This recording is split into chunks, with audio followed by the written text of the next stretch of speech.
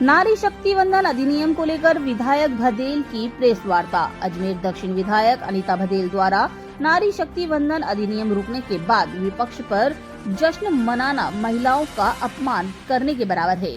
संविधान संशोधक विधेयक 2026, परिसीमन विधेयक 2026 एवं केंद्र शासित प्रदेश कानून विधेयक को लेकर आज प्रेस वार्ता का आयोजन किया गया, जिसमें उन्होंने विपक्ष पर जमकर प्रहार किए। विधायक भदेल ने बताया कि विपक्ष की ओछी राजनीति के कारण देश की करोड़ों महिलाओं के अरमानों पर पानी फिर गया है। प्रधानमंत्री नरेंद्र मोदी देश की महिला शक्ति को संसद और विधानसभा में आरक्षण को लेकर विधेयक लाए थे, लेकिन Congress, TMC, DMK, Samajwadi party ने इसका समर्थन नहीं कर देश की महिलाओं के साथ धोखा किया, जिसके परिणाम उन्हें आगामी चुनाव में भुगतने पड़ेंगे। अजमेर से संवाददाता हीरालाल नील की खास रिपोर्ट।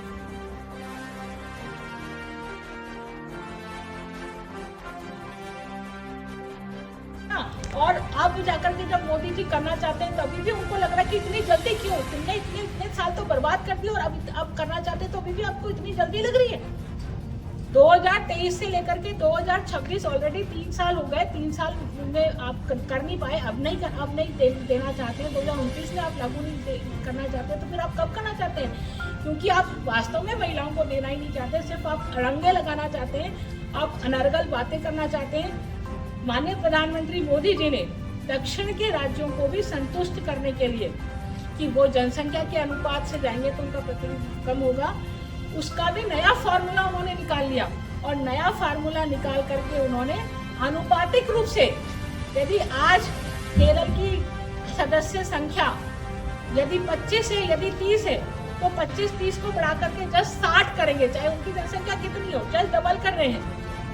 यदि राजस्थान की 25 है तो राजस्थान की 25 बढ़ा के 50 कर देंगे, तो डबल कर रहे हैं। जनसंख्या के आधार पर नहीं जा रहे हैं। जब हम जनसंख्या के आधार पर ही नहीं जा रहे हैं, हम 2011 की जनगणना को मान रहे हैं, बेसिक आधार उनको मान रहे हैं, क्योंकि यदि अभी जनगणना को मानेंगे तो निश्चित रूप से फिर आगे और टेक्निकल खामियां निकालेंगे और किसी न किसी कारण से इसको अटकाने का, भटकाने का काम कांग्रेस ने किया है, जिसको कभी भी नारी शक्ति माफ नहीं करने वाली है, कभी माफ नहीं करने आधार पर। फिर बाद में 2008 का जो चुनाव, 2009 का जो चुनाव हुआ, 2008 में चुनाव हुआ विधानसभाओं का और 2009 में चुनाव हुआ लोकसभा का। 2009 में चुनाव हुआ तो मनमोहन सिंह जी की सरकार बनी।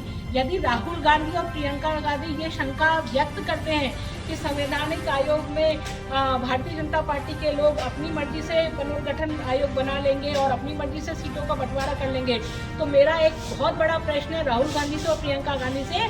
प्रियंका जी, आपकी सरकार के समय में पुनर्गठन आयोग बना था, आपकी सरकार के समय पुनर्गठन हुआ था। फिर 2009 के बाद 2014 में उसी पुनर्गठन के आधार पर भारतीय जनता पार्टी की सरकार कैसे बनी? 2014 के बाद लगातार तीसरी बार भारतीय जनता पार्टी की सरकार बन रही, तो आप क्या प्रश्न खड़ा कर रहे हैं? आप संवैधानिक संस्थाओं पर जिस तरह से हमेशा प्रश्न खड़ा करते आए हैं, उसी तरह से इस बार भी संवैधानिक संस्था पर प्रश्न खड़ा कर रहे हैं। आपकी नीयत में कितना बड़ा खोट है कि आपकी सरकारों में 70 साल तक जब तक संवैधानिक संस्थाओं ने काम किया तब तक तो सब ठीक था। अब भारतीय जनता पार्टी की सरकार में जो संवैधानिक संस्थाएं काम करेंगी तो सब ठीक नहीं होगा?